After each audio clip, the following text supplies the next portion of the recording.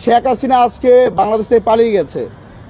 শেখ হাসিনার পাপের যারা ছিল, সেই হাসানুল হক ইনু, রাশেদ খান মেনন, তারা এখন জেলে আছে।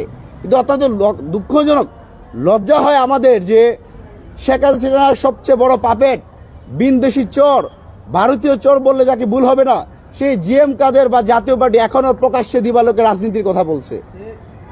এই জাতীয় পার্টি গত 29শে আগস্ট নুরুল হক নূর সহ আমাদের উপর যে নির্মমভাবে হামলা করেছে, অন্তর্বর্তীকালীন সরকার কিন্তু সেই হামলার যারা হামলা করেছে তাদের বিচার নিশ্চিত করতে পারে নাই।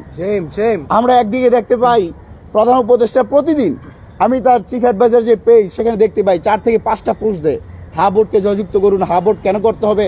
আরেকটি বিষয় আমরা মনে করে দিই, এই যে সরকার শুধু কিন্তু নির্বাচনের জন্য আসে নাই, একটা রেজিম পরিবর্তন করার জন্য আসে নাই, ক্ষমতা হস্তান্তর করার দায়িত্ব নিয়ে তারা আসে নাই।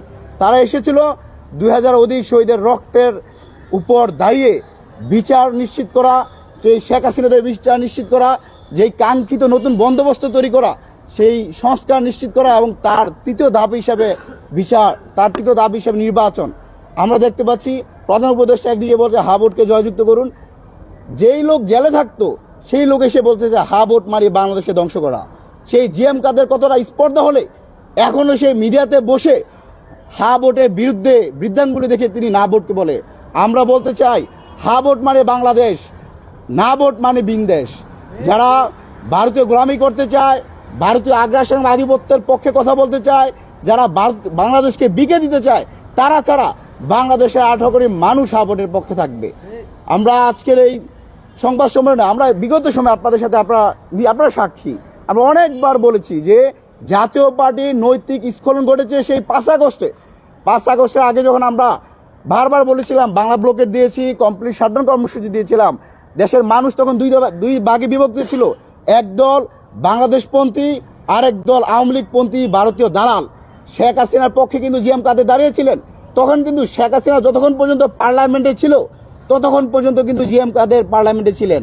আবার এখন আমরা দেখতে পাচ্ছি পুরো বাংলাদেশ হা বোর্ডের পক্ষে জিএম কাদের সেই ভারতীয় ন্যারেটিভকে ইস্টাবলিশ করার জন্য আওয়ামী লীগের পাপেট হিসেবে আবার সেই হা বোর্ডের পক্ষে কথা বলছে। আমরা অন্তর্বর্তীকালীন সরকারের প্রতি আহ্বান জানাবো, প্রধান নির্বাচন কমিশনের প্রতি আবারও জোরালো আহ্বান জানাই, আসন্ন ত্রয়োদশ জাতীয় সংসদ নির্বাচনে যেন জিএম কাদের জাতীয় পার্টি অংশগ্রহণ করতে না পারে। যদি জাতীয় পার্টি অংশগ্রহণ করে, তাদের প্রার্থী যেখানেই থাকবে এদেশের ছাত্র জনতা তাদেরকে ভোটের মাঠে তাদেরকে পরাজিত করবে। এর আগেই যেখানে তাদেরকে দেখবে তাদেরকে সেখানেই তাদের বিরুদ্ধে ব্যবস্থা নিবে।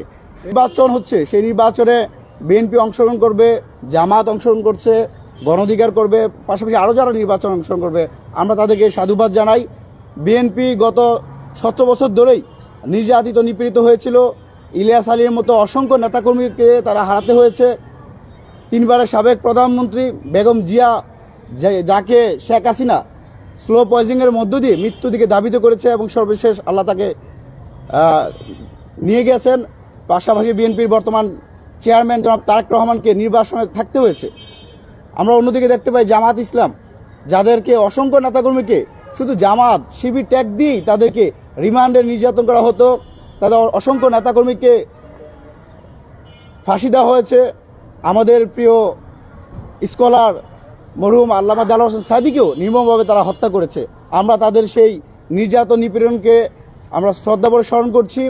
পাশাপাশি আপনারা জানেন গণ অধিকার পরিষদ 2021 সাল থেকে প্রতিষ্ঠিত হওয়ার পরই এই শেখ হাসিনা সন্ত্রাসীদের বিরুদ্ধে জনগণের অধিকার আদায়ের জন্য তারা সর্বোচ্চ দিয়ে রাস্তায় দাঁড়িয়েছিল।